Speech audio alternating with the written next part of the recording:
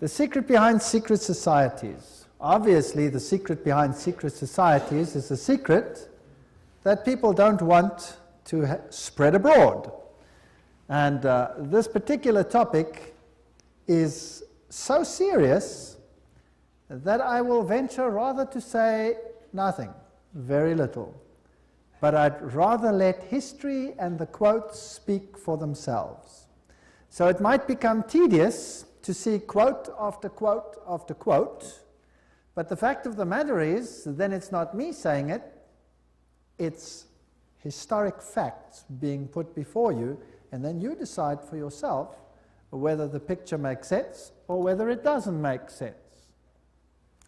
Revelation 17:4, and the woman was arrayed in purple and scarlet colors, and decked with gold and precious stones and pearls, having the golden cup in her hand, full of abominations and filthiness of her fornication. There's only one church in the whole world that uses a woman with a cup, and that is the Roman Church. And here is Città del Vaticano, using the woman with the golden cup, and she is called Fides on all their documents. Fides. Now, what does that mean? Fides. Well, let's go to a Masonic source, a very good Masonic source, written by Albert G. Mackey, the Manual of the Lodge. Albert Mackey was a 33-degree Freemason. It'll become clear as we go through the lectures what this means. And he says, the right hand has in all ages been deemed an emblem of fidelity, and our ancient brethren worshipped deity under the name of Fides, or fidelity, which was sometimes represented by two right hands joined, and sometimes by two human figures holding each other by the right hand. Numa was the first who erected the altar to Fides, under which the name, the goddess of oaths and honesty, was worshipped. So it means honesty and fidelity, but it is also an image of a female deity. Now, Revelation 17 verse 5 calls this institution the mother of prostitutes. In Revelation 18 verse 7, she says, I sit as queen, I am not a widow, and I will never mourn. So she might have lost some children during the Reformation, but she's going to get them back. I am, and there is none beside me. I will never be a widow or suffer loss of children. She's going to control the world in a spiritual sense. That's what this power says. Now, it's interesting that the Vatican has just recently, September 5, 2000, issued this encyclical, Dominus Iesus, where she says, other churches are no sisters of ours, the Vatican insists. It must always be clear that the one holy Catholic and Apostolic Universal Church is not the sister, but the mother of all the churches. Cardinal Ratzinger said that. He's the head of the Inquisition. They don't call themselves the Inquisition anymore. They call themselves the Congregation for Doctrine and Faith. But it's the same thing. It's even in the same building. Now, she is not the mother, she is not the sister, but the mother of all the churches. That means all the other churches are subject to her, right or wrong. That's what she says. Now in Revelation 13 verse 1 and 2, speaking about the same power, it says, and the dragon gave him his power and his seat and great authority. Now that's a very, wow, statement. The dragon gave him the power. In other words, this power comes from another source. Now, doesn't Catholicism preach Christianity? Yes, it does. Doesn't it preach Jesus Christ as the Savior of the world? Yes, it does. But it also preaches mediation through other mechanisms and through the church. Now, it is interesting that in secret societies there are always two doctrines. One for the initiated and one for the goyim, the uninitiated.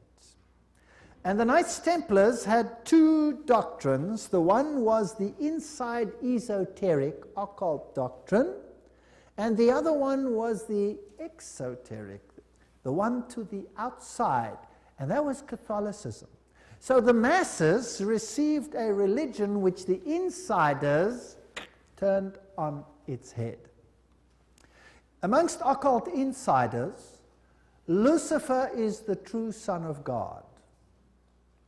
Jesus is a second son who was defeated by the first one who had been thrown out. So Lucifer is the true luminary, the victor in the battle, and will be the one who will be worshipped at the end of time. That is occult doctrine. That's always been the doctrine of the Kabbalah, the Kabbalist doctrine, and it has been the doctrine of Gnosticism.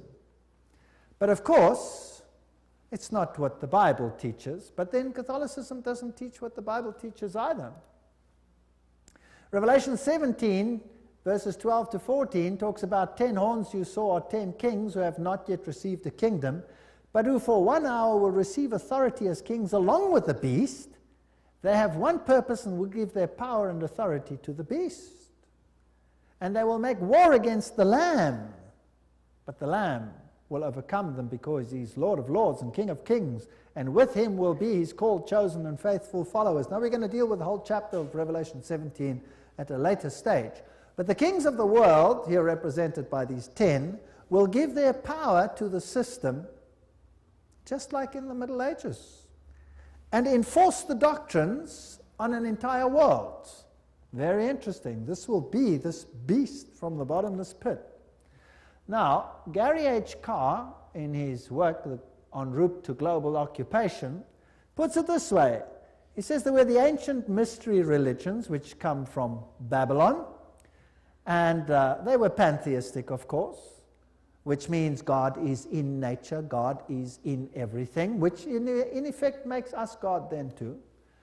This was inculcated in Kabbalism, was taken over in the Christian era in what is called Gnosticism, and the Knights Templars were the inner secret core that had the ancient knowledge of the mystics. This was carried further through Rosicrucianism, Freemasonry, and the Illuminati, which, according to Gary Carr, controls Marxism, American European secret societies and political societies, international banking, and the World Council of Churches. Now that sounds very strange. Is the World Council of Churches controlled by Freemasonry? We'll have to look into that in some detail. Then, of course, you have the entire New Age movement, the Theosophical societies, the many cults, and all these things are all controlled by this mechanism to make null and void the doctrine of salvation in Christ alone. That will be the final battle. And in order to achieve this, this woman has concealed herself and has hid herself in a garb of Christianity, and people receive the Goyim doctrine and do not know what the inner core doctrine is. That is quite something. Well, if we look at 1 Chronicles 16, verse 26, for all the gods of the people are idols, but the Lord made the heavens, tells us that idolatry is quite something that's rife on the earth. And Nimrod, the Lord of heaven, Tammuz, the pagan Messiah, and Semiramis, the Queen of heaven, these find their origin in Babylon. And if you go through all the religions that were propagated in Lebanon, Phoenicia, Babylon, Assyria, Greece, Rome, Egypt, India, China, Mexico, Scandinavia, you have only this same picture under different names: Baal, Tammuz, Ashtoreth, El, Bacchus, Astarte, Belus, Tammuz, Rhea, Ishtar, Ninus, Hercules, Beltis, etc., etc. In Egypt, Ra, Osiris, or Horus, Isis, Hathor, India, Vishnu, Krishna, Isi, or Devaki, and so on and so on.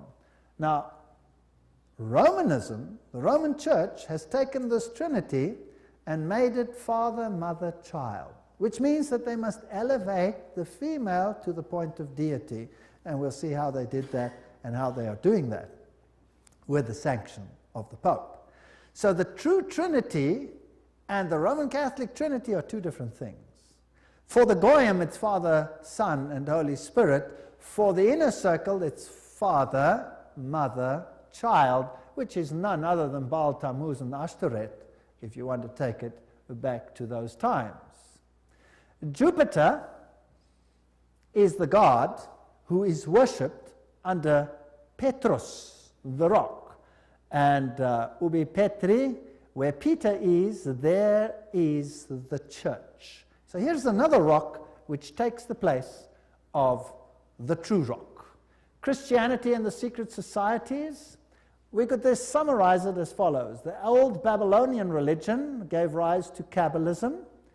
Via the Essenes and others, Gnosticism came into existence, and Gnosticism was founded by Simon Magus. This comes from no other source than History de la Magie and by Eliphas Levi. Wow, that's a high Masonic source. So Gnosticism, founded by Simon Magus. Then this Gnosticism, with its secret doctrine, was eventually, over time, through many intermediary organizations, carried over to the Knights Templars. And the Knights Templars were a group of a Roman Catholic order, if you like, that were set over the temple site to protect it. And they had strong links to Islamic societies, the Ismailis, the Karmatites, the Fatimites, the Druzes, and the Assassins. And these are very, very interesting, and we'll be dealing with them when we talk about the Islamic connection, what the secret societies actually teach. Just like the Templars had two doctrines, one for the Goyim, the uninitiated, and one for the insiders, and the two diametrically opposed to each other, so the secret societies of Islam do exactly the same thing. But that's another lecture. Now the Templars, they had their secret inner information inculcated in the Rosicrucians and the Jesuits. The Jesuits, again, formed and created Freemasonry. And Freemasonry was created as the Protestant arm of the Roman Catholic Church. Unbeknown to them, beguiled, fooled, if you like, into doing the work that Rome wanted them to do, so that Rome could sit in the background while Freemasonry did it for them. And then it wasn't them, it was them. And it was mainly Protestants that were doing it, and not Rome. Very clever. Very, very clever indeed. So now let's have a look at these Knights Templars. Here are some of the representations. This is Desmaloy, the founder of the, or not the founder, but the leader at the time of its dissolution of the Knights Templars. This is what their dress looked like, if you like, and that is one of their symbols. It is a symbol that is used by many churches today. Did you know that? Many charismatic churches use that symbol. That's fascinating.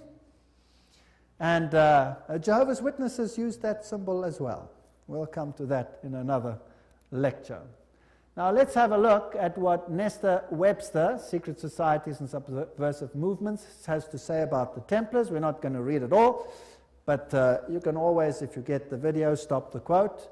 In the year 1118, 19 years after the First Crusade ended with the defeat of the Muslims, the capture of Antioch and Jerusalem, these groups were founded that were eventually established as the Templars, and they presented them with a house near the site of the Temple of Solomon, hence their name, Knights Templars. And they became very famous and a very powerful order which controlled all the finances, the financial world. They were the banking elite of the world, if you like.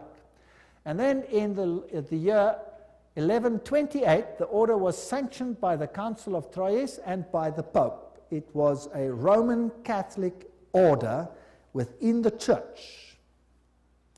Now, some years later, October 13, 1307, this order was officially brought to an end by the King of France because it had come to light what they were doing, so it was said. The King of France, Philippe le Bel, had the Templars arrested, and the date was Friday the 13th, October 1307, and since that day, Friday the 13th is a day of bad luck for the entire world. And the charges brought against them were: the ceremony of initiation into the order was accomplished by insults to the cross and the denial of Christ and gross obscenities, gross obscenities. There were all kinds of things reminiscent of Sodom that had to take place there. The adoration of an idol, which was said to be the image of the true God, and that was Baphomet, this symbol over here of the androgenic male-female deity. The omission of the words of the consecration of the Mass, the right that the lay chiefs amongst themselves giving absolution, and authorization of unnatural vice. So they had to curse the cross, trample upon Jesus, swear allegiance to Baphomet, and sanction this with unusual vice. It's a pretty serious crime in those days, so he was sentenced to death. But the order actually didn't disappear. The Pope was very reluctant to say that it was so.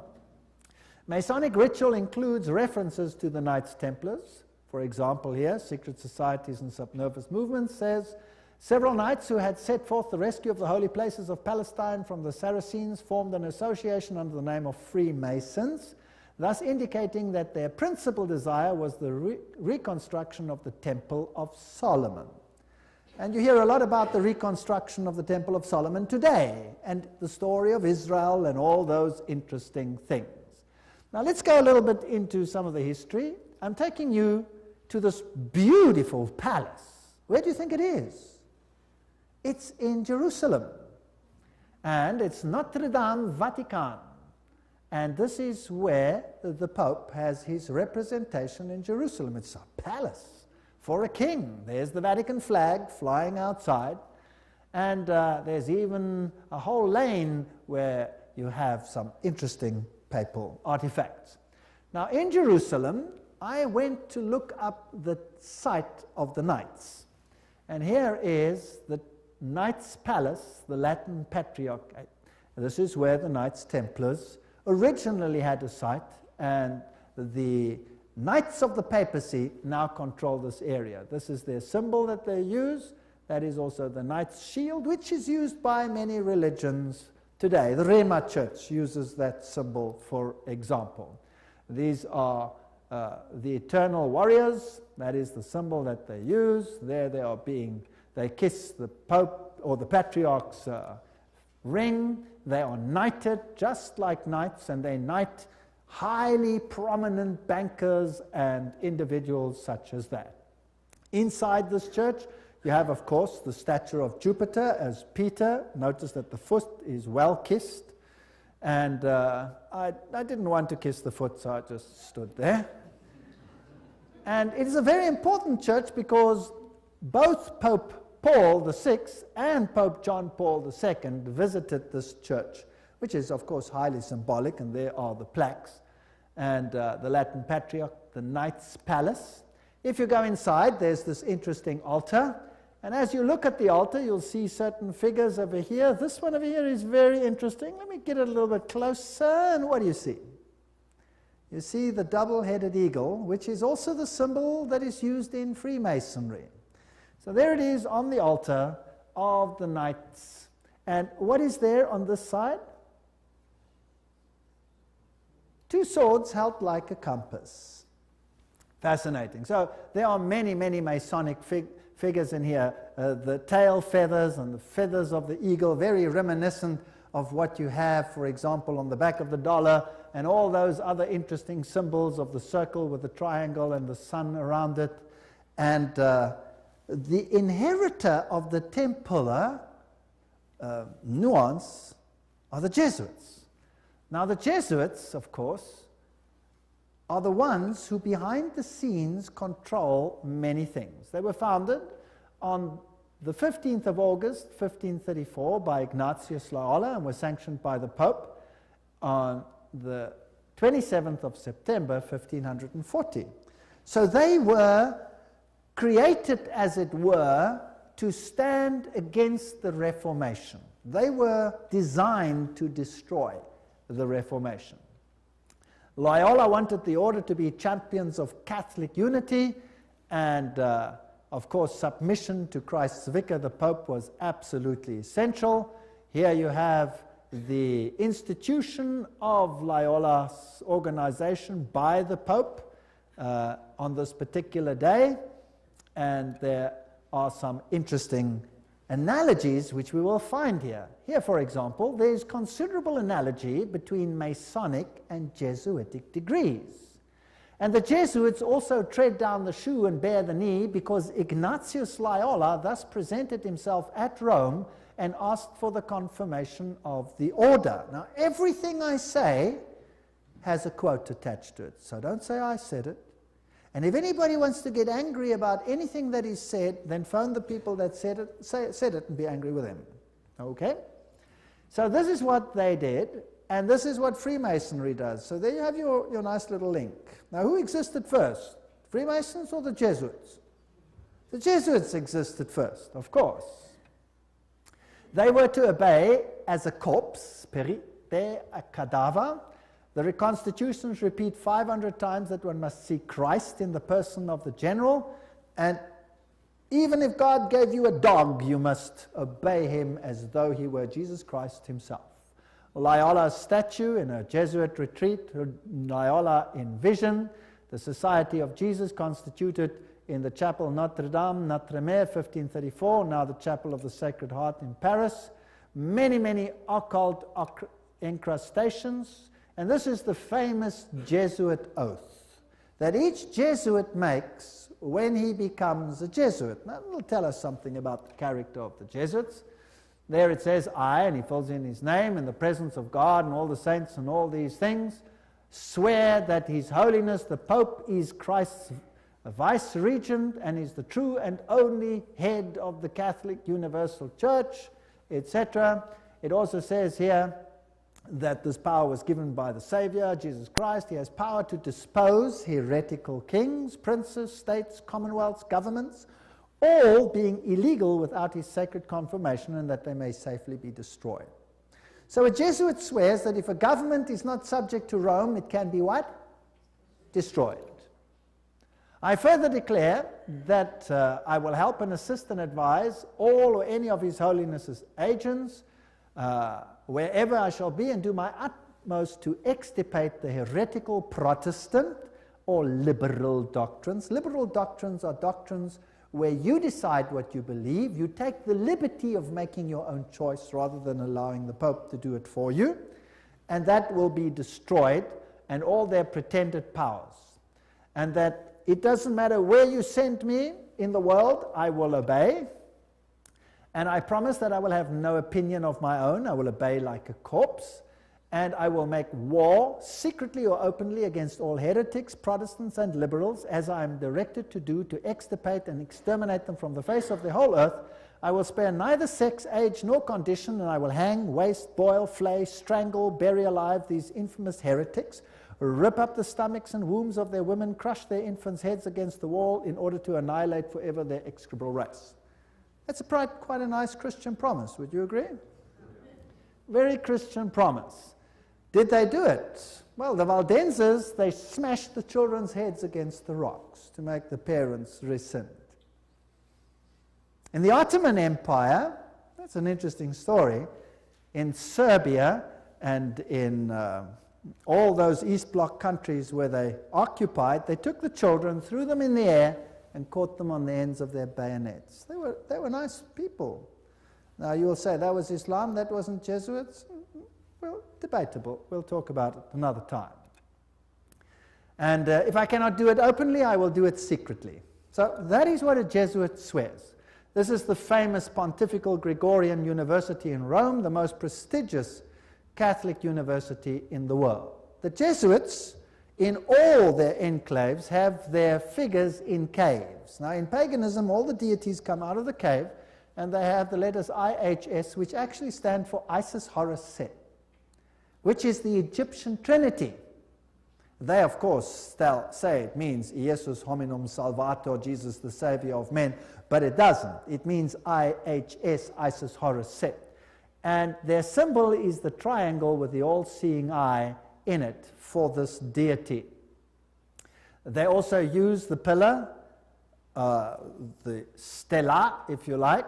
They have the symbol of the triangle with the eye in a circle, which is also the symbol used in the New Age movement. And we saw that Gary Carr says that Freemasonry controls the New Age movement and the Jesuits control the Freemasonry, or created it. This is the University of the Jesuits in Prague. On top of it they have Atlas, not Jesus Christ. If you go to a more modern Jesuit enclave like this one in Germany, I visited this. I'm quite cheeky sometimes, there I am. And took a picture, and inside they have this picture of Christ. This is not Christ, this is Atlas, holding the world on top of his shoulders, disguised. They have these symbols up against the wall. There, this symbol is the symbol of Hermes. If you take away the cross, then you have the symbol of Isis. This is paganism at its best. And these symbols over here are nothing. Here it is, Jesuit Kirche, when it was built, etc. And their symbolism, Maria, the M is the Masonic M, the triangle, Ria, the goddess. Here is a church in Germany, a cathedral. Inside you will see this circle with a cross in it, the crossed swords, symbol of all symbols used also in Freemasonry. Now if you go back to ancient Assyria, that was a very prominent cross. It was the Maltese cross. It comes from ancient paganism. They have the symbols of the star over here, two stars one over the other, or two crosses one over the other. They have the compass, they have the moon with a disc in it or a star in it, which is the symbol that Islam uses, for example. They have the solar calendar and the triple crown. All of these are used by the papacy. Upside down crosses represent victory over Christ. Hammers and compasses and sickles, these are symbols that are prevalent in the world. There's Jesus standing above the skull and crossbones, which is a symbol of Jupiter, the god Jupiter, who is a symbol of course, who is Lucifer. Upside down crosses again. This is a very important cathedral in Europe, in Germany, where all the political leaders come together. If you go there, you will have Janus, the two-headed one. And then you have the statue so-called of David. But of course it isn't David, it is the god Pan, because he has a pan flute in his hand, and David didn't play a pan flute. So I went to look for the dark side of Pan, because there's a light side and a dark side, and I found them. There he is, the hoofed one in the same cathedral. So they hide their occult symbolism. If you enter into the hallway, you find this over here. This is the god Anubis. It's got nothing to do with Christianity. There you have him as well. Plus you have the phoenix rising from the ashes. Plus you have the symbol of Jupiter and a whole host of other symbols over there. And in their side chapel, you have all the signs of the zodiac serving the various deities like Mars and Aquarius, etc. And the doorknob is a yin-yang. This has nothing to do with Christianity. They use the symbol of the compass and Jupiter and the PX symbol over there, which you will find in virtually every single Christian denomination upon the face of the earth. The phoenix rising from the ashes, the peacock, all symbols of Lucifer. Here you have the PX with a circle with a dot in it, and you say to yourself, but isn't that a symbol of Christianity? No, this is a symbol of Horus. This has got nothing to do with Christianity. They use pine cones. Let's ask Albert Mackey, 33-degree Freemason, to tell us what the symbol means. The point within the circle is an interesting and important symbol in Freemasonry. The symbol is really a beautiful but somewhat abstruse allusion to the old sun worship, and introduces us for the first time to that modification of it among the ancients, the worship of the phallus. So it's a pretty filthy symbol at that. It deals with male organs. Wow. So that comes from the horse's mouth. So that's what it means. Now what's the PX mean? Let's go to the best Masonic source in the world, Morals and Dogma, page 292. And in case you don't believe me, I photocopied it so that you can see it. There you can see the symbol. Can you see that? It is the staff of Osiris. This is straight from the horse's mouth. You can't get a better source than this. This is the highest Freemason who founded the Scottish Rite, 33 higher degrees, and was one, he didn't found them, but he officiated over them. On the medal of Constantinople, in hoc signat eris, whatever the inscriptions, and then some other interesting things. So this is the staff of Osiris. And then he goes through the mystic Tau and the crosses and the stars of David, and then he uses this one as well. Interesting symbol. He says the vestment of the priest of Horus were covered with these crosses. That's a Maltese cross. Remember that I showed it to you on the Assyrian king? Now, who wears that on his vestments? Well, let's have a look. Oops, there it is. Who's wearing it? The Pope is wearing it. So what is he? He must be the priest of Horus. So to the outside world, it seems like Christianity, but to the inner circle, it's occultism. On the floor of the cathedral in London, you have the tricole, which is the triple yin yang. And what does that mean? Well, let's go and ask the sources themselves. Celtic version of the yin yang. That's what it is. The tricole, the sea, good luck, cauldron, Celtic goddess, the goddess of wisdom and witchcraft. Who was enthroned in the French Revolution? Goddess of reason, witchcraft, reason, all these things, same deity. On the floor of the same cathedral, you find the mystic Tau. What does the Tau represent? Let's ask another Mason, Ward. He says it's the symbol of the male creative side of the deity, sign language of the mysteries. So again, it has a sexual connotation. What's it doing on the floor of a cathedral?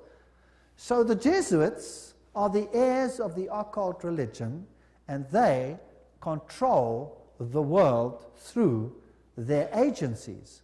They stand in the background, create sub-organizations, and everybody thinks they are not active. Let's ask them themselves what they believe. Here is the history of the generals of the Society of Jesus. These are all the generals, starting with Ignatius Loyola. They're all listed down there. We don't have to go through them all the way through to the present one that rules now, whose name is Peter Hans Kolvenbach. Nice German name. It's interesting that the Germans are very prominent in this. Peter Hans Kolvenbach is the head of the Jesuits. Cardinal Ratzinger, another German, is the head of the Inquisition. They seem to be pretty much in control. What does he look like? There he is, Peter Hans Kolvenbach.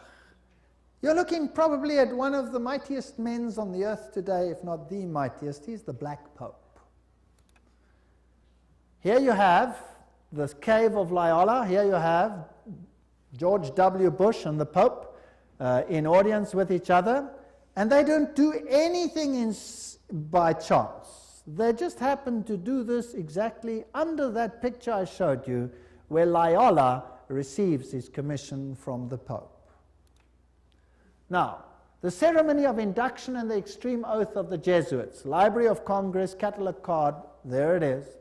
You have been taught to insidiously plant the seeds of jealousy and hatred between communities, provinces and states that were at peace, and incite them to deeds of blood involving them in war with each other, and to create revolutions and civil wars in countries that were independent and prosperous. Cultivating the art and the sciences and enjoying the blessings of peace, to take sides with the combatants and to act secretly in concert with your brother Jesuit, who might be engaged on the other side, but openly opposed to that with which you might be connected, only that the church may be the gainer in the end, in the conditions fixed in the treaties for peace, and that the end justifies the means. Whoa! This is Hegelian science. Two opposing viewpoints, dialectic thinking. You war the one with the other, and you rub them up until nothing is left. It's called thesis, antithesis, and the resultant clash brings synthesis, that which you want. Now note that the Jesuit can be very active on the one side, but he can be equally active on the other side. So this is all a process whereby they wish to attain things. The 30-Year War. And what was that about? The aim and the object was that that war should in truth become a war of annihilation. Besides, was it possible for them to allow peace to be concluded with countries whose rebellious governments had issued a law ruling that no Jesuit should ever again dare to show his face? Do you know that the Jesuits were thrown out of virtually all countries, including Catholic ones, because they were so divisive? Catholic kings couldn't even take the Jesuits and threw them out. If a Catholic king dared to throw out a Jesuit, that country was destroyed, Catholic or not, and the Jesuits are back. You can take your bottom dollar for that. So, the frightful responsibility for this terrible 30 Years' War must rest upon the Emperor Ferdinand II and his teachers, rulers, and bosom friends, the sons of Loyola. Every single thing I'm saying is a quote. Popery, an enemy to civil religious liberty. In 1550, Pope Julius declared his claim to universal temporal political power, evidenced by a new coin he issued, its motto having read, "The nation and kingdom that will not serve me shall perish." Now please note that this is a Roman Catholic statement, that the nation and the kingdom that does not serve the papacy will perish. What does that mean in terms of Protestant countries then? Are they going to be in trouble, yes or no? I would say yes, they will be in trouble. Thomas Aquinas, the great philosopher of the Roman Catholic Church, said, "The Pope by divine right has spiritual and temporal power as supreme king of the world. The Pope of Rome, as head of the papal government, claims absolute sovereignty and supremacy over all the governments of the earth." All the governments. All these quotes are highly potent quotes. There is nothing mediocre in these quotes, and they come from the highest sources. The right of deposing kings is inherent in the supreme sovereignty which the popes as vice-regent of Christ exercise over all Christian nations. Cardinal Henry Manning, 1892, he was Archbishop of Westminster. So, he is in control of all nations of the world. Now it's interesting that the Bible tells us that these words were put on the Christ's cross at the crucifixion. Jesus of Nazareth, the King of the Jews. You read that in John 19:19. But the Roman Catholic crucifix has the words "INRI" written on it. Now, if you look it up in Webster's dictionary, it means Jesus Nazarenos Rex Iuderum, but in the extreme oath of the Jesuits, INRI means something totally different. It means Iustum necare reges impios, which means it is just to exterminate or annihilate impious or heretical kings, governments, or rulers. That's an interesting point. Now, another thing that they want to do is destroy Protestantism. We cherish at the bottom of our hearts this principle that whatever does not unite with us must be annihilated. And we hold ourselves ready to make, as soon as we shall have the means, an energetic application of these principles. Protestantism is already wearing out and sinking to decay. Yes, we are destined to insult its last agonies, to march over its broken skeleton and scattered bones. Oh, let us hasten this dissolution by our strong and united efforts.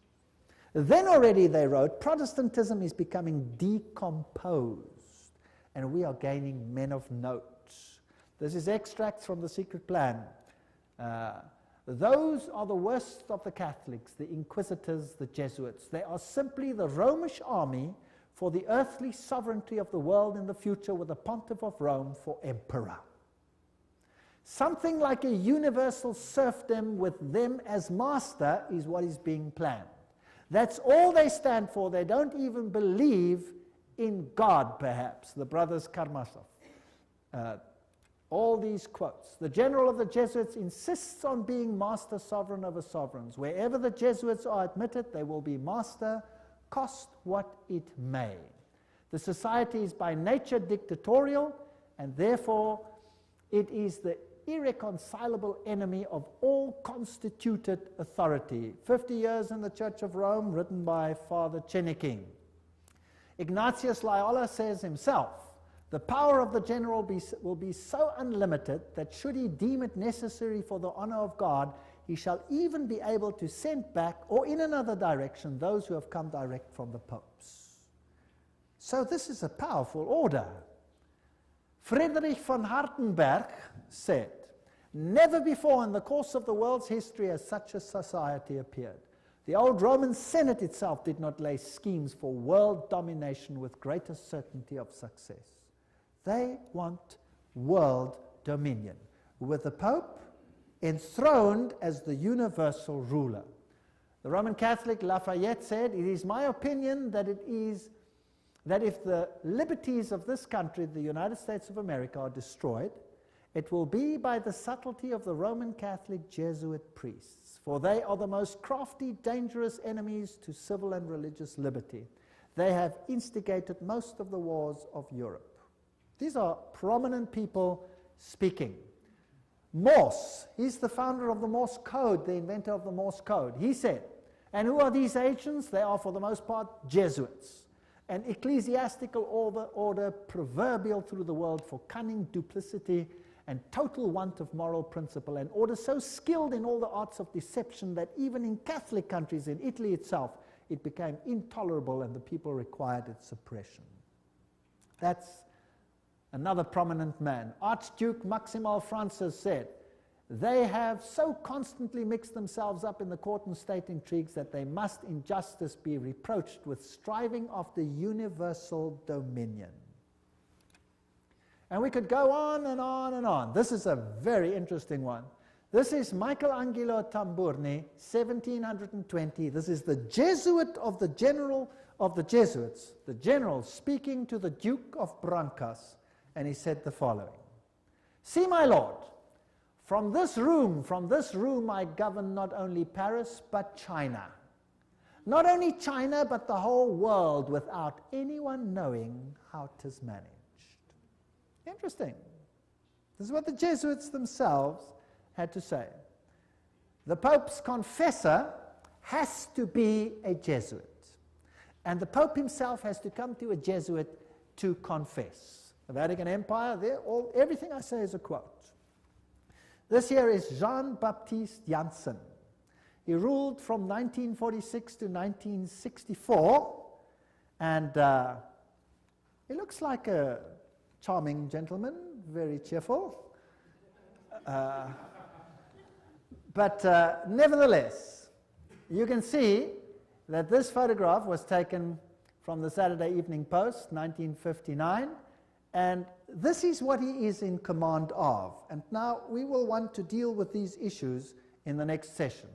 He controls the following secret societies: the Sovereign Military Order of Malta. So he is in control of the Knights of Malta.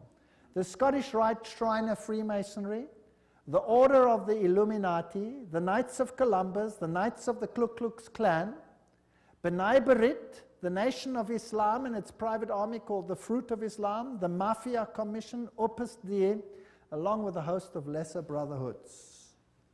So each one of those secret societies is controlled by the Jesuits. How do they control it, and what is their aim? And who is a member, for example, of the Knights of Malta? Who today is a member of the Knights of Columbus? Who is a member of B'nai B'rith? Who controls the Fruit of Islam? Who controls Opus Dei? Who controls Skull and Bones and all the other secret societies, and what is their agenda? That is what we have to find out. Remember that Rome wants to regain total dominion, and if they are the center of Templar theology, then they want to control the world for the dragon, not for Jesus Christ. The dragon gave them their power and their seat and great authority. This is scary. And this power must be in control in your country as well as in mine. But the good news is that Jesus foretold it. We read it in Revelation, and he says no matter how they confederate, no matter how they scheme, the kingdom is going to go to whom? It's going to go to Jesus. Jesus wins. So there's nothing to be afraid of, but I will show you these secret societies in the next session, and I will show you who the members are.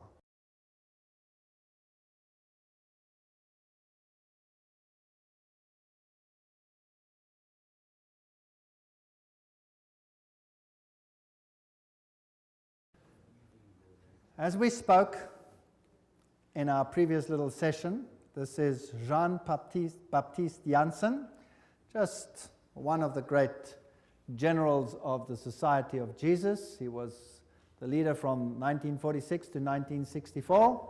And we mentioned the Order of Malta, the Shriners, the Order of the Illuminati, the Knights of Columbus, Ku Klux Klan, and all these secret societies that are under the control of the Jesuit general.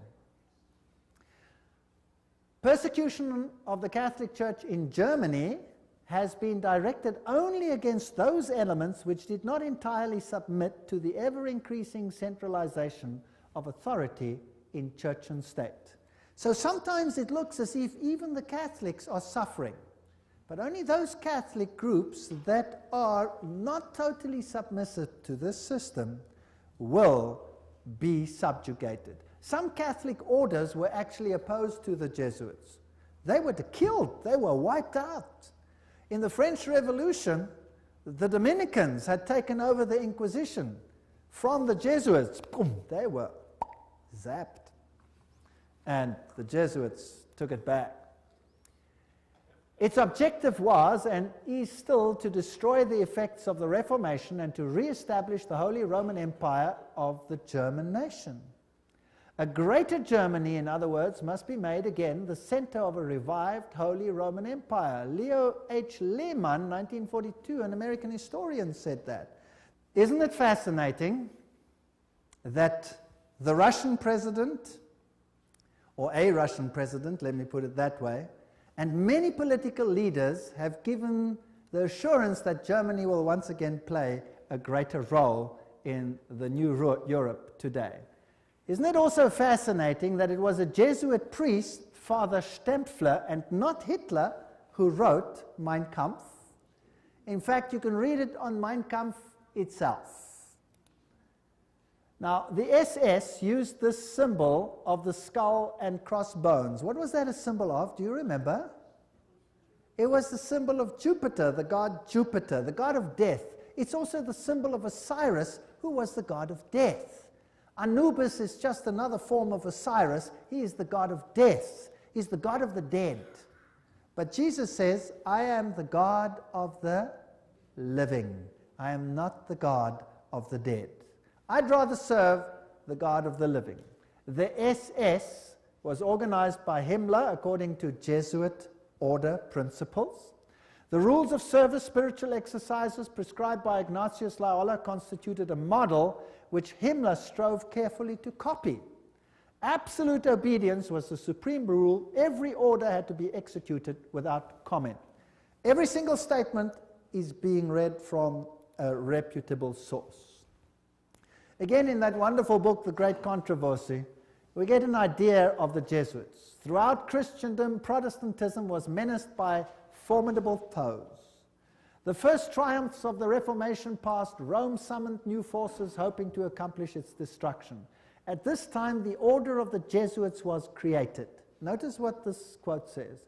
The most cruel, unscrupulous, and powerful of all the champions of popery, cut off from every earthly tie and human interest, dead to the claims of natural affection, reason, and conscience, wholly silenced, they knew no rule, no tie, but that to their order, and no duty but to extend its power.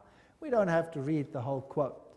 But they made it their business to destroy Protestantism. The Jesuit order therefore stands before us as the embodiment of a system which aims at temporal political domination, and that over the whole world. You will say to me, surely China will not be subject? Well, we already read a quote by the Jesuit general himself where he says he controls China. Who controls communism? The Jesuits created it, and therefore they controlled it. They practiced it in their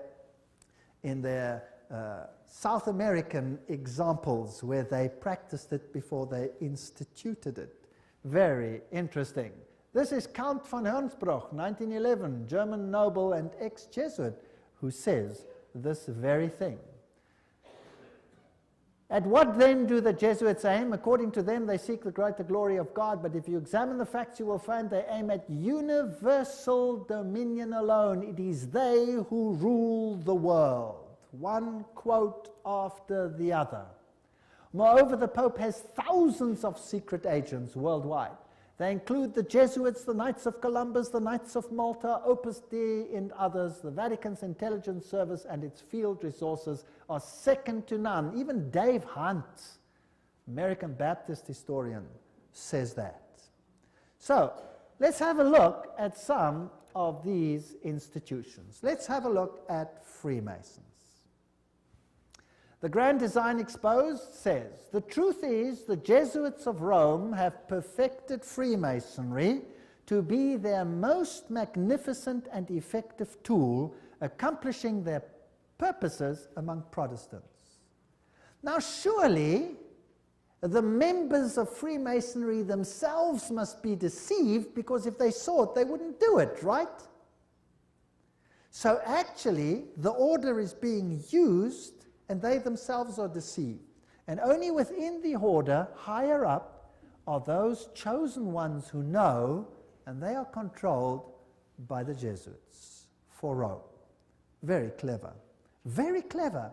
To make Protestantism do what you cannot do openly because you have been fingered by Protestantism as the Antichrist. So this is very interesting. This is a Templar fortress and a church on the island Mallorca, Spain. And there again you have the double-headed eagle, and you can go to virtually any church on that island and you will find the double-headed eagle over the altars of these churches. As I've said, Adam Weishaupt was the father of Jacobinism, and he is the one who is also the founder of the Illuminati. From the Jesuit college at Ingolstadt, it is said to have issued the sect known as the Illuminati of Bavaria, founded by Adam Weishaupt. Its nominal founder, however, seems to have played a subordinate, though conspicuous role in the organization of the sect. You see, again, they use a front and a front and a front. Now, here are two Jesuit generals. This one over here is General Ricci, and this is General Ledochowski. And very interesting, this one over here, 1773 to 1840, he ruled during the order's suppression. Now notice this, the Vatican itself suppressed the Jesuits, between 1773 and 1814. What happened to the Vatican in that time? There was a mortal wound. And the Pope was taken into exile and he died. Isn't that correct? So who gave the mortal wound to the papacy? The own order in the own church. Power struggle. And he created, in his time, the Illuminati was created through Weishaupt, and of course is also the father of modern communism, who with his Jacobins conducted the French Revolution. Years later, Jesuit General Ledochowski with his Bolsheviks conducted the Russian Revolution in 1917, and it's identical to the other revolution. And I will deal with that when I give a lecture on revolutions and wars and dictators later in the series.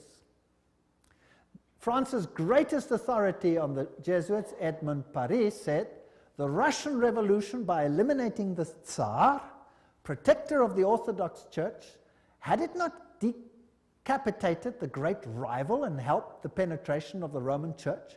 We must strike while the iron is hot. The famous Russicum, Russian College of Rome, is created in 1929, and its clandestine missionaries will take the good news to its schismatic country. 1 century after their expulsion by Tsar Alexander I, the Jesuits will again undertake the conquest of the Slav world. And did the poor Slavic world suffer? They were slaughtered by the millions. History will show what happened there when Stalin, probably one of the greatest mass murderers of all time, did his thing. Frederick the Great, so-called, of Prussia, caused the high degrees of Masonic constitutions of the ancient rite to be revived, and he himself wrote the constitutions under the guide of the Jesuit general. Encyclopedia of Freemasonry, Albert G. Mackey says that himself. Very interesting. And now notice this. This is a source that's unbelievable. This is ISIS Unveiled by Blavatsky herself, the author of Secret Doctrine.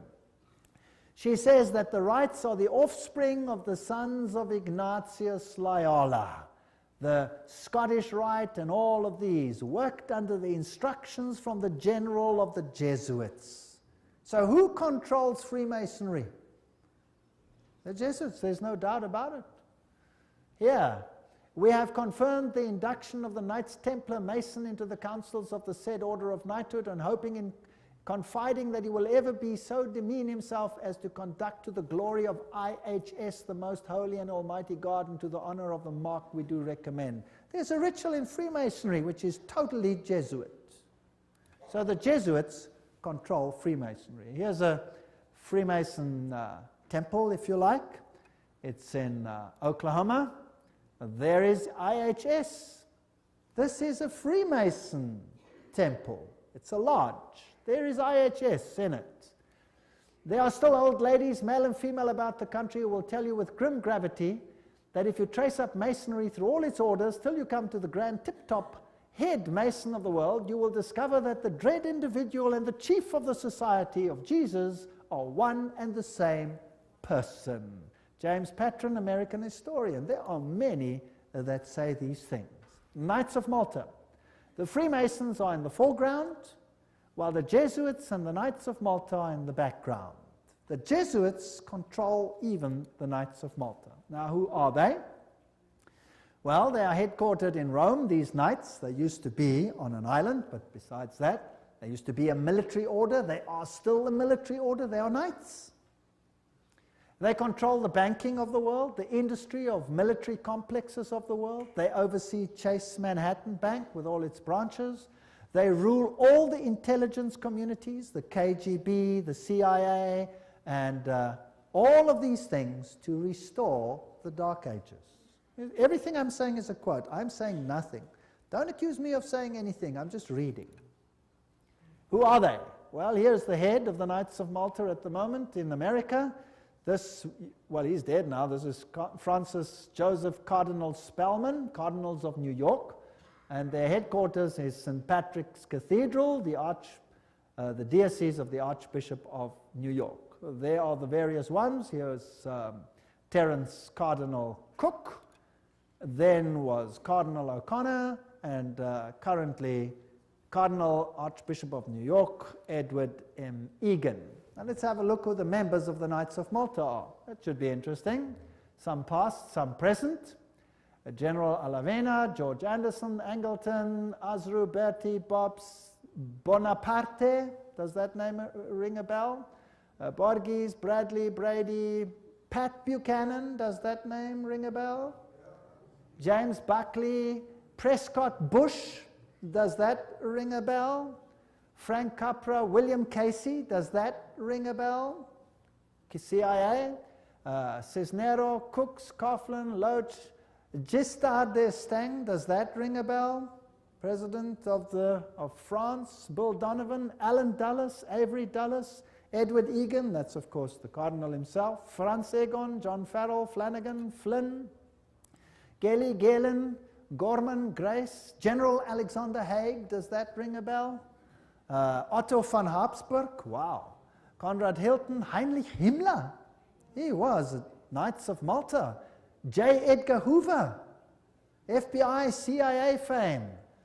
Joseph Kennedy, Ted Kennedy, Larkin, Lehman, Lorenza, Luce, Henry Luce, founder of all the great magazines and Time magazine and all of them. Great publishing magnate, MacDonald, Manhattan, you name them, all of them. O'Neill, Otis, Franz von Papen, the legate who worked with Adolf Hitler, Perón, Rocco. The list goes on and on and on. Frank Shakespeare, Martin Shea, even Frank Sinatra was a Knight of Malta, for interest's sake. So there are prominent men who are Knights of Malta. Now what about the Knights of Columbus? The founder of the Knights of Columbus is Father Michael McGivney. He lived a very short time, then he died. He was very young. He died at the age of 38. There is their emblem, and this is their official home webpage. You can just take it straight off, and you can see something fascinating. What is that? Hello? Do you remember what it is? A little bundle of rods that you also found in the French Revolution, right there in the Manifest of Human Rights. What is it? Fasciae. And they've got a wreath around them. What does that mean? All power in one man. Who will that man be? Who do the Knights Columbus, founded by a Roman Catholic priest, want to see the power vested in? The Pope, of course. The Knights of Columbus, founded at New Haven, Connecticut, 1882.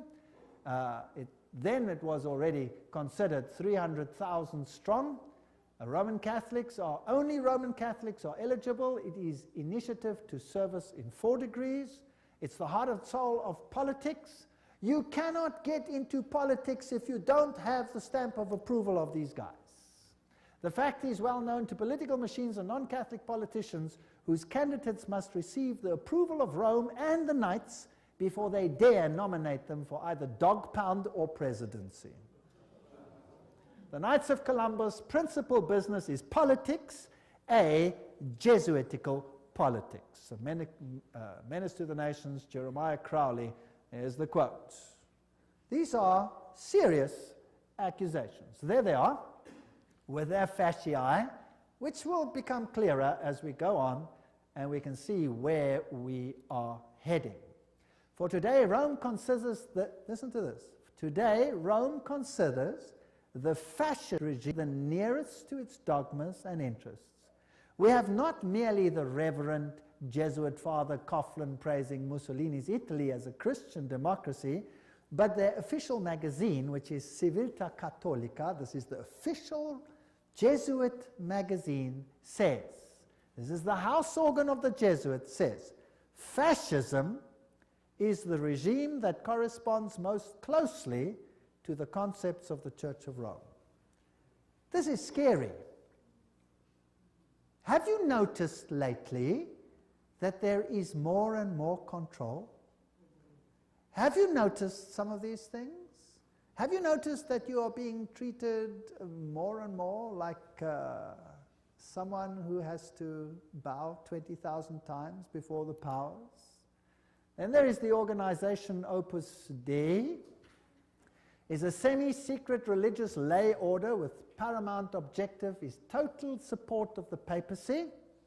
And these people walk around with clamps that tear into their flesh so that they have constant pain with every movement to remind them of their obligation. And they have high members, like presidents, for example, of Portugal is an Opus Dei member. Then we have the Skull and Bones organization. And who are they? Well, they have this interesting skull and bones. What does it represent? You know that by now. Jupiter. And they have the number 322. If you look up Genesis chapter 3, verse 22, you will find, now man has become like one of us, knowing good and evil, raising man to the level of deity. This is Yale University, the place where they are. Now let's consult one of the greatest authorities on skull and bones. That is Anthony Sutton. Let's ask him who he is. Educated at the Universities of London, Göttingen, California, former research fellow at the Hoover Institute, Stanford University, as well as economics professor of California State University. He had the guts to speak out and write a book, and it cost him dearly. But nevertheless, let's quote him. There is the book. Anthony Sutton, America's Secret Establishment, an Introduction to the Order of Skull and Bones. So that I don't say it, let's quote it. Skull and Bones, it's over, it's Bush. Bush won the election. Let's watch this video. Yale University, the scions of America's first families confess their sexual exploits from a gruesome coffin. In a smoke-filled room, a handful of power brokers manipulate the global economy. These are the purported activities of some of America's secret societies, groups with names like Bilderberg, Skull and Bones, and the Trilateral Commission. The Skull and Bones Society is founded in 1832 by 15 seniors at Yale University in New Haven, Connecticut. They establish a secret society with rules and rituals that remain unchanged to this day. The Skull and Bones initiation ceremony is said to be held in April in the tomb's basement. One distinguished member serves as master of ceremonies. Once enrobed, he is known as Uncle Toby. The shortest senior is appointed Little Devil and dons a satanic costume. A bonesman with a deep voice is dressed as Don Quixote. Another is dressed as the college's founder, Elihu Yale. Still another is given papal vestments. It would all be funny if it weren't for the fact that among the former bonesmen are 3 presidents: William Howard Taft, George Bush, George W. Bush, numerous senators and ambassadors, industrialists like William Whitney, CIA agents, State Department officials, and publishing magnate Henry Luce. Absolute secrecy is also required. In his 1999 autobiography, George W. Bush devotes just one sentence to his membership in Skull and Bones. Quote, "My senior year, I joined Skull and Bones, a secret society so secret, I can't say anything more." The secrecy, according to some researchers, is there to protect the fact that Skull and Bones funnels its initiates into positions of power and influence. The best-known bonesman is ex-President George Bush, who, according to tradition, is supposed to avoid admitting he's a member. Mr. President, are you a member of Skull and Bones? Leave the room. American Journal got a similar response when we recently asked George Bush Jr., the governor of Texas, about his membership. Does it still exist?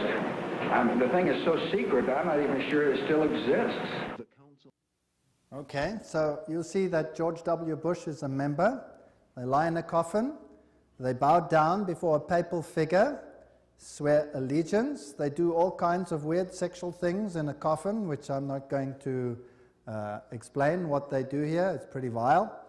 And these are the presidents of the most powerful countries in the world, and they belong to secret societies such as this. Well, let's look at the real now, we're soon to have an election, and here is the German newspaper, Financial Times, Deutschland, February 2004, which confirms that Kerry, the opposition leader who is going to stand against George W. Bush, is also a member of Skull and Bones. So really, what's the point in voting if both of them belong to the same camp? What these people believe and what they are all about, we will have to see in one of the next lectures. The order, what it is and how it began. Those on the inside know it as the order. Others have known it for more than 150 years as Chapter 322 of a German secret society. That is very important. In fact, this was discovered when they broke in and stole some of the papers at that institution. It is officially known as the Russell Trust of 1856, or as the Brotherhood of Death, because they serve the god of death, who happens to be Anubis, if you like, Osiris, if you like, or Jupiter. The American chapter of the German order was founded in 1833 at Yale University by General William Huntington Russell, and Taft, the only man to be both President and Chief Justice of the United States. Interesting. Now, the German order, what does this actually mean?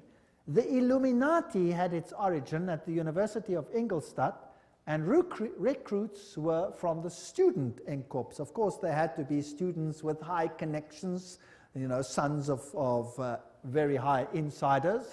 The order had its origin in Yale in 1833, but Skull and Bones is a chapter of a German secret society. So, which organization does it represent? Active members have enough influence to push their sons and relatives into the order, and there's significant intermarriage amongst the families, and they fall into major categories, 2 major categories. We find the old line American families, Second, families who occupy great wealth. When he's initiated into the order, he says, tonight he will die to the world and be born again into the order, as he will henceforth refer to it. The order is a world unto itself, in which he will have a new name, and 14 new blood brothers also with new names. Now there's also a British chapter which was established at Oxford University and All Souls College, and the British element is called the Group.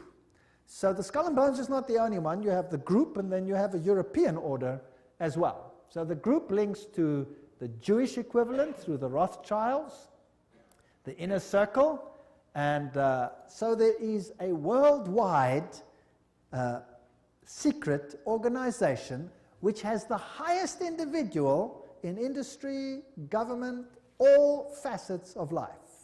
And they actually are the most prominent rulers in the world today. And if they are a chapter of a German society, then they are the Illuminati. And George W. Bush said that there are 1,000 points of light illuminating the world at the moment. It's interesting that the order writes many constitutions. The members write constitutions. For example, Archibald MacLeish, who is a member of Skull and Bones, or was, he wrote the constitution of UNESCO. Now we're going to have to deal with UNESCO and find out what it's about. Churches, the Union Theological Seminary is under the control of Skull and Bones. A very interesting seminary. We'll deal with these in more detail in another lecture. Major establishment of law firms, communications and industry, the Federal Reserve, and all of these are controlled by the order. This is how Chapter 322 operates. There's a central inner core. Notice that this is actually the all-seeing eye, the wedge of the eye, but that's something else. There's an inner core, there's an inner circle, there's an outer circle, there's an Atlantic Circle, the Bohemian Club, notice there, Bohemian Club, part of Skull and Bones, Pilgrim Society, Penumbra Order, Chapter 322 of the Order, the Trilateral Commission. That's how it's put together. You could basically put it this way: Council of Foreign Relations, United Nations, Bilderbergs, Club of Rome, Royal Institute of International Affairs, and the Trilateral Commission, with the Illuminati controlling everything on the inside, forming basically the Round Table. Now you saw that the Bohemian Club is part and parcel of the issue. Now what is this Bohemian Club? Well, here's the Bohemian Grove. The August 2, 1982 edition of Newsweek reported, this is just another quote, the world's most prestigious summer camp, the Bohemian Grove, is now in session 75 miles north of San Francisco. It's in a forest. It's a fortress. But strangely, even fortresses can be breached, and one enterprising journalist managed to sneak in. The fiercely guarded 2,007 acre retreat is the country's extension of San Francisco's all-male, ultra-exclusive Bohemian Club, to which every Republican president since Herbert Hoover have belonged. This is just a quote. This is the Bohemian Grove ceremony, which was photographed or videotaped, very darkly, of course, very secretly, by one journalist, which caused a major furor. Now you can see very little in this light, so I'll explain to you what's happening there. In this forest, the men appear naked. Naked. They have to walk around naked. In fact, some members have left the society because they're tired of walking around naked. Now imagine every president of the United States has been a member of the Bohemian Grove. And just imagine it. The priests are dressed in vestments, papal vestments, and they pay homage to an owl because the owl sees in darkness. It has illumination. They worship nature. They say, beauty surrounds us now and we worship her. This is nature, it's nature worship. And they honor the owl and bow down to it. This is paganism at its worst. There are other rituals which I do not want to talk about that happen between all these naked men. And if you read your Bibles, you will find that those who worshipped in the groves were called the perverted ones. They were people of high position and were amongst the highest of society. And periodically a good king came along and cleaned up, but then they always came back into power. This is nature worship, this is pan worship, this is Luciferian worship, and the presidents of the world are members. Let's look at the Bohemian Grove video. There's the papal vestment. All is in his leafy temple, and all within the grove be reverent before him. Lift up your heads, O ye trees, and be ye lifted up, ye everlasting spires. For behold, here is Bohemia's shrine, and holy are the pillars of this house. There's the owl. For beauty is eternal, and we bow to beauty everlasting. For lasting happiness, return to one alone, and she surrounds you now. Great nature, refuge of the weary heart. We bow to one alone, great nature. She is ever faithful. Other friends may fail, so must ye come as children. Little children that believe nor ever doubt her beauty and her faith. Bohemians and priests, our funeral pyre awaits the corpse of care. Grandson of all mortal wisdom, Owl of Bohemia, we beseech thee, grant us thy counsel. Owl of Bohemia, grant us thy counsel.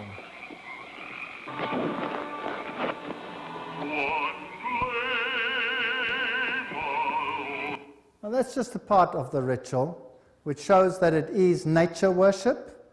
It is condemned in the Bible, and yet, who are the members? Let's continue. This is an article in Mother Jones, August 1981, volume 6, page 28, and reports who the prominent members were. For example, George P. Schultz, Stephen Batchelor, Gerald Ford, Henry Kissinger, William Buckley. Can you imagine them all walking around naked, worshipping a stupid owl? I mean, that's so pathetic. Fred Hartley, Griffin, Haywood, Coors, Teller, Ronald Reagan, Clausen, George Bush, William French Smith, etc., etc., etc. It is pathetic. Modus operandi of the order. The activities of the order are directed towards changing our society, changing the world, to bring about a new world order. This will be a planned order with heavily restricted individual freedom. That's fascism. And I will show you the papal encyclicals that will make your hair stand on edge as to what is going to happen all over the world. And believe me, I live in a country where it's being implemented. And you can see it happening every single day. It is scary. But you don't have to be afraid if you know why it's happening. If you do not know why it is happening, you will despair, and there are thousands who are putting bullets through their head because they cannot tolerate it. 4,000 farmers driven off the land and murdered in my country alone. They lose everything, they lose hope, they put bullets through their heads, they wipe out their entire families because it's better for them to die than to live with it. And you know what? You give a lecture like this and you show what's behind it and why it's behind it, and guess what? They get hope. Because they see it's not just them and not something they don't understand. Once they start understanding the bigger picture, they gain hope. And they say, wow, so it's not really the end for us, because this is simply the sign that Jesus is coming soon. And there will be a better kingdom. Let us give our lives to Jesus Christ, because this world has nothing to offer. And they get hope. So far than being negative, they conceive a lecture like this, for example, as positive. And it has an amazing effect on countries where this is being implemented this very day. No constitutional protection if you go against it. They control education. I'll show you how in the lectures. Money, law, politics, economy, history, psychology, philanthropy, medicine, religion, media. There is nothing that they do not control. And remember, they are neither left nor are they right. So if there are right-wing parties and left-wing parties, they control them what? Both. That's the Hegelian principle. That's Hegelian logic. Remember that both Marx and Hitler, the extremes of left and right, presented as textbook enemies, evolved out of the same philosophical system, Hegelianism. I'm quoting from one of the greatest researchers in this field that brings screams of intellectual anguish from Marxists and Nazis. Remember that the Jesuits were told that they must serve on this side and the other side. Remember that? And create conflict between the sides. This conflict of opposites is essential to bring about the change that they want. Today, this process can be identified in the literature of the Trilateral Commission, for example, where change is promoted under conflict management. Have you heard that name before? Right, conflict is essential. The state is absolute, so the state must have total control. That means the people must relinquish their rights to the state. Do you see that happening in the United States at the moment? Absolutely. So the state requires complete obedience. An individual does not exist for himself in these so-called organic systems, but only to perform a role in the operation of the state. That's exactly what it was like under Nazism. Here's Hegel. The two, Hegel and Kant, are the philosophers behind the system. I was stunned. I was in Europe 4 weeks ago, in Germany, and the leaders, the presidents of Germany, went down and put down wreaths in front of these people's graves and said, their philosophy has made the new Europe possible. They honored them. What a terrible, I would almost say satanic, well, why not just say it, philosophy. The Illuminati principle that the end justifies the means is also the principle of the group and the order, which is skull and bones. That means you can do anything, no matter how dastardly, as long as you achieve your aim. There's an outer circle, an inner core, all of these. Council of Foreign Relations is the outer circle, Trilateral Commission, all of those. Trilateral Commission was founded by David Rockefeller, comprises 200 members worldwide. The Bundy operation, activism towards a new world global order. George W. Bush, who was a member of Skull and Bones, remember, says that it's a big idea, a new world order where diverse nations are drawn together in a common cause. Only the United States has both the moral standing and the means to back it up. So, do you think they're trying to get all the countries of the world to come into this system, yes or no?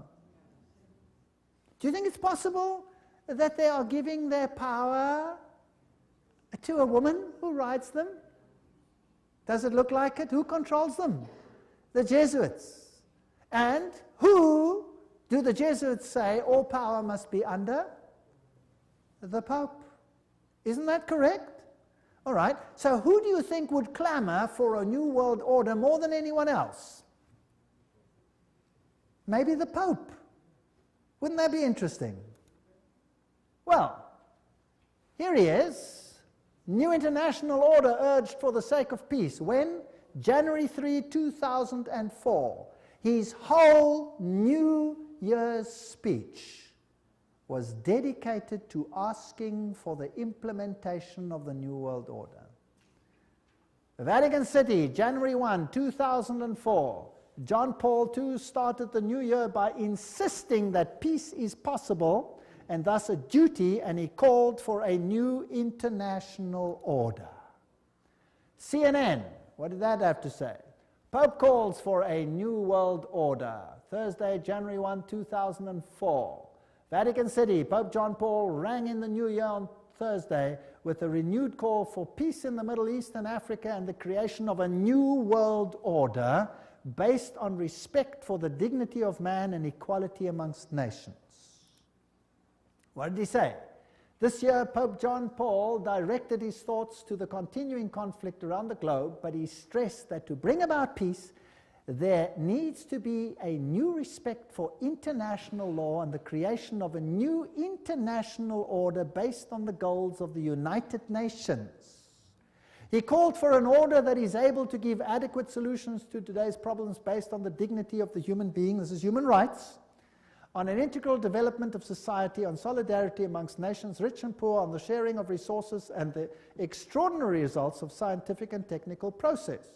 You know, sharing of resources, have you heard of that before? Well, there's another term for it. It's called redistribution of wealth. Have you heard of that before? Right, now let me redefine that for you. To redistribute wealth means to take the wealth from the one who has it and give it to one who has not got it. Is that correct? Now if you do that, which nations of the world will be hardest hit? The Catholic ones or the Protestant ones? The Protestant ones are the rich nations. Everywhere you can draw a line. Now I will show you in the lectures that come that there are encyclicals which define how the redistribution is to take place. And how it is happening and how the encyclical says it should take place is what I can see happening in my country without the government lifting a finger against it.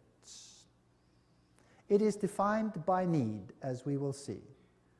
Now, there's another word for taking from one who has and distributing it to someone who does not have.